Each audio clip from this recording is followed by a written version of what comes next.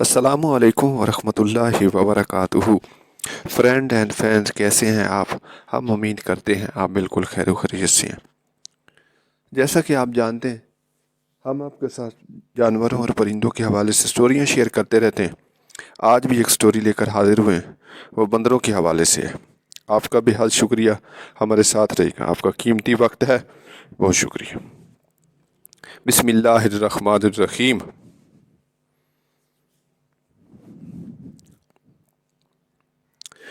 नई दुनिया के बंदरों में होलर ही सबसे बड़े और ताकतवर होते हैं। एक नर की लंबाई 4 फीट 120 सेंटीमीटर होती है। इसकी दुम गैर मामूली तौर पर मोटी और सख्त होती है। ज़रूरत पड़ने पर होलर बंदर इसका इस्तेमाल हाथ और पाँव की तरह करता है।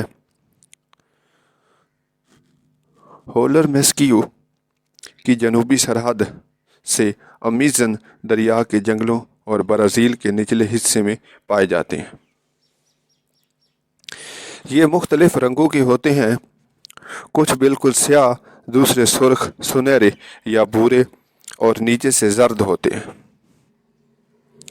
इनमें स्याह बंदरों की एक अजीब किस्म होती है जिनके सिर्फ हाथ और पाँव सुर्ख होते हैं। इनकी इस सूरत में इनका गुरूर और खुददारी ज़ाहिर होती है। दरअसल इस इलाके में ये ही दूसरे तमाम बंदरों के मालिक या बॉस होते हैं। होलर बंदर ऊंचे दरख्तों वाले जंगलों में ही रहना पसंद करते हैं। इसकी रिहाइश दरख्तों पर होती है, वहीं ये सोते हैं और एक दरख्त से दूसरे दरख्त को पार करते हुए लंबा सफ़र भी करते हैं। पत्तों और फलों के अलावा ये कुछ नहीं खाते। ये दरख्तों पर अपनी ज़िंदगी बसर करते हैं और दरख्त से बहुत कम नीचे उतरता है। ये ख़ानदान या कबीले बनाकर रहते हैं जिनमें 10 या 12 मेंबर होते हैं। हर कबीले की सरबराही एक बूढ़ा नर करता है। वही हुक्म देता है और एक अच्छे कमांड की तरह बर्ताव करता है। होलर के हर एक कबीले का एक ख़ास इलाका होता है जिसको वो अपनी जायदाद समझता है। अगर कोई पड़ोसी कबीला सरहद के नज़दीक आ जाता है तो उसे इंतहाई नाकाबिले यकीन गराहट के ज़रिए ख़बरदार किया जाता है।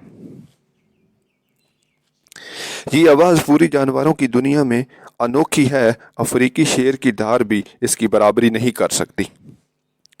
होलर बंदर की आवाज़ 5 किलोमीटर के फासले से सुनाई देती है। इन बंदरों में अजीब व गरीब आहंग बक्स और गले में बड़ी थैलियाँ होती हैं जो इनकी आवाज़ के लिए बुलंद गो की तरह काम करती हैं। होलर बंदरों की ख़ानदानी ज़िंदगी बड़ी ही सुखी और पुरमसरत होती है। वो दरख्तों पर मनमानी करते हैं, पत्तियां चबाते वक्त या जब वो मस्ती में होते हैं तो अपनी दुम दरख्त की किसी शाख से लपेट कर झूलते रहते हैं।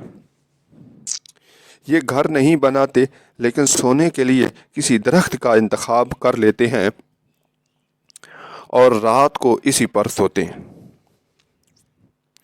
इनकी सोने की जगह काफ़ी बड़ी होती है। सोते वक्त ये अपनी दुम मजबूत शाख से लपेट लेते हैं ताकि बेखबरी में गिर ना पड़े। लड़ते वक्त भी ये अपनी दुम का इस्तेमाल करते हैं।